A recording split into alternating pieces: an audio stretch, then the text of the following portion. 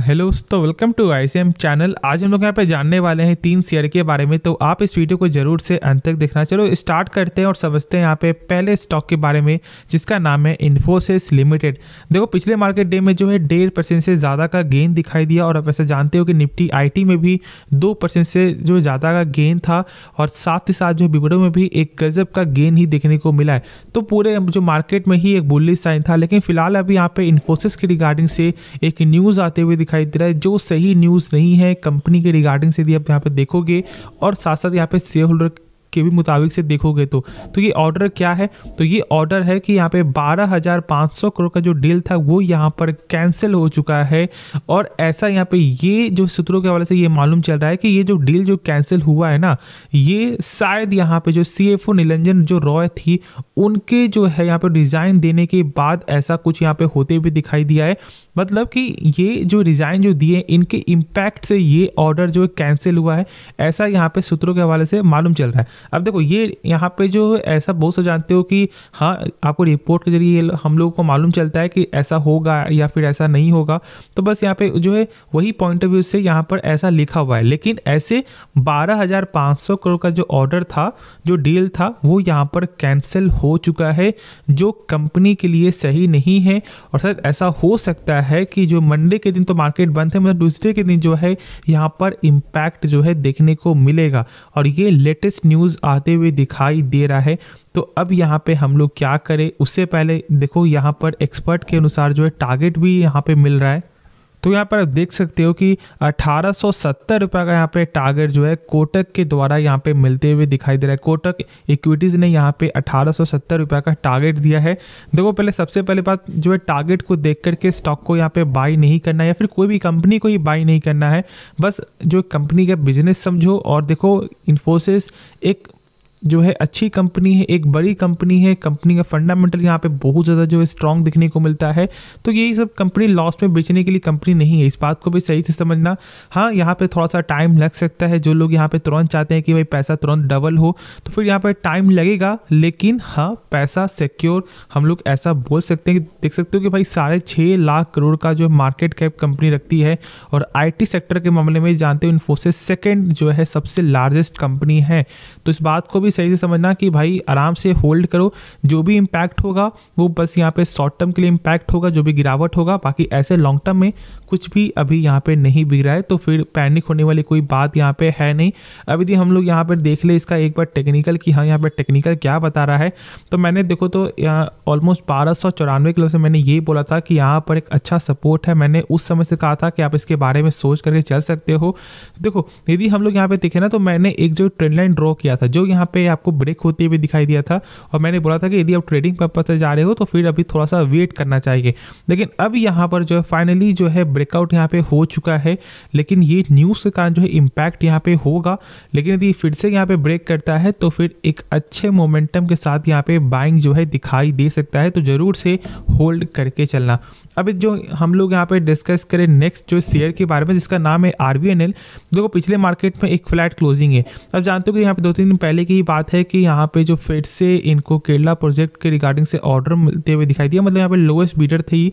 और ये जो RVNL जो है ना, उसमें देखोगे तो ऑर्डर बुक इनका यहाँ पे गजब का है, और लगातार ऑर्डर यहाँ पे आते हुए भी दिखाई देता है। बहुत लोग ये बोलते हैं कि अब जो ऑर्डर मिल रहा है उससे कुछ इम्पैक्ट यहाँ पे क्यों नहीं हो रहा है। देखो, अभी जो सेंटीमेंट है ना, वो यहाँ पे ऑर्डर के रिगार्डिंग से चेंज नहीं होगा। हाँ, यदि कंपनी का नंबर सही आएगा, कंपनी क्वार्टर का नंबर सही आएगा, तो फिर यहाँ पर एक अच्छा साइन दिखने को मिलेगा। और जब यदि आपको पूरे मार्केट के रिगार्डिंग से, मतलब पूरे ही आपको जो रेलवे सेक्टर के रिगार्डिंग से जब भी कुछ अच्छा न्यूज़ आएगा, तो फिर अभी यहाँ पे इम्पैक्ट होगा। देखो, आपने देखा कि जो स्टार्टिंग में गेन हुआ ना, वो गेन का यहाँ पे आपको जो असल वजह क्या था कि लगातार ऑर्डर ही आते हुए दिखाई दे रहा था, और इस ऑर्डर के कारण जो है स्टॉक जो देखते देखते आपको ऑलमोस्ट 190-95 तक यहाँ पे चला गया। तो इसलिए अभी ऑर्डर के रिगार्डिंग से कुछ भी यहाँ पे बड़ा जो हलचल नहीं होगा। लेकिन यदि यहाँ पे क्वार्टर का रिजल्ट यहाँ पे कंपनी का सही आता है तो इससे बड़ा इम्पैक्ट यहाँ पे होगा। लेकिन हाँ, पर्पस अपना यहाँ पे लॉन्ग टर्म के लिए है, तो फिर बस यहाँ पे आप होल्ड करके चलो। ऐसे ऐसे ऑर्डर यहाँ पे लगातार आते हुए दिखाई देंगे, बस आप अपना पेशेंस यहाँ पे बरकरार रखना और इसे यहाँ पे होल्ड करके चलना। अब यदि हम लोग यहाँ पे एक बार देख ले इसका जो टेक्निकल है ना, वो मेरे हिसाब से यहाँ पर क्या है, सपोर्ट के रेंज में ये चलते हुए दिखाई दे रहा है।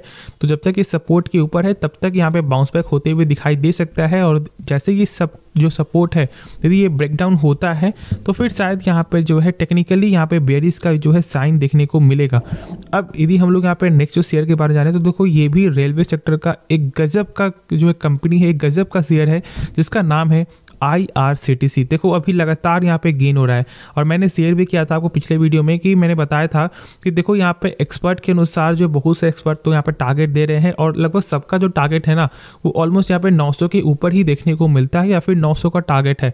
हाँ, बहुत लोग ये बोल रहे हैं कि 840 का सपोर्ट जैसे ही ये टूटेगा तो फिर ये नीचे गिरेगा, बस ये सब है। लेकिन हम लोगों का जो पर्पस हमेशा लॉन्ग टर्म के लिए रहता है तो फिर मैं बता दूं कि अभी ये स्टॉक फोकस वाला यहाँ पे शेयर है, तो भाई बेचने वाला काम अभी मत करना। यदि प्रॉफिट हो रहा है तो भी यहाँ पे होल्ड करो और यदि आपको लॉस भी हो रहा है तो भी यहाँ पर होल्ड करना है। आपने बहुत लंबे समय से जो इसे होल्ड किया है और अब यहाँ पे शानदार ब्रेकआउट जो होते हुए दिखाई दे रहा है, तो इस रैली में अच्छा पैसा भी बनते हुए दिखाई दे सकता है मेरे हिसाब से। देखो यदि आपका प्राइस 1200 था तो फिर आपको एवरेज करना चाहिए जब इसका प्राइस 600 जब आपको चल रहा था या फिर 700 जब आपको चल रहा था। लेकिन बहुत लोग एवरेज नहीं करते डर से कि शायद उनको ये लगता है कि जो मेरा पैसा पहले से जो है फंसा हुआ है तो मैं यहाँ पे यदि और डालूंगा फिर ये पैसा कब निकलेगा, क्या होगा क्या नहीं होगा, और इसके कारण वो पैसा यहाँ पे नहीं लगाते हैं। और जो चीज़ यहाँ पे 1 साल के अंदर पैसा निकल सकता था वो 2 साल 3 साल यहाँ पे लग जाता है। तो बस इसलिए मेरे हिसाब से यदि कंपनी का बिजनेस पसंद है ना और यदि आपका जो है जो ऑलमोस्ट जो प्राइस से आपको 30% 40% जब यदि शेयर गिर गया है तो फिर आपको एवरेज करना चाहिए।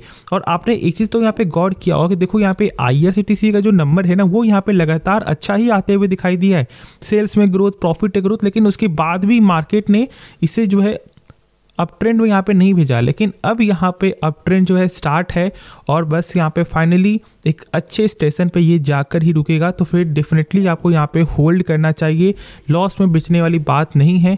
और देख सकते हो कि फिलहाल ये अपने जो रेजिस्टेंस को यहाँ पर टच करने वाला है और यदि ब्रेकआउट यहाँ पे हो जाता है ना तो फिर समझ जाना कि जो उसका लेवल है वो यहाँ पे 980 तक भी आते हुए दिखाई दे जाएगा। तो डेफिनेटली यहाँ पे होल्ड करना है। बाकी होप जो भी डाउट बच्चे को कमेंट पे पूछो और यदि आपको ये वीडियो पसंद आया हो तो आप इस वीडियो को भी ज़रूर से लाइक करना, आप इस चैनल को सब्सक्राइब करना। मिलते हैं नेक्स्ट वीडियो में, तो तब तक के लिए धन्यवाद।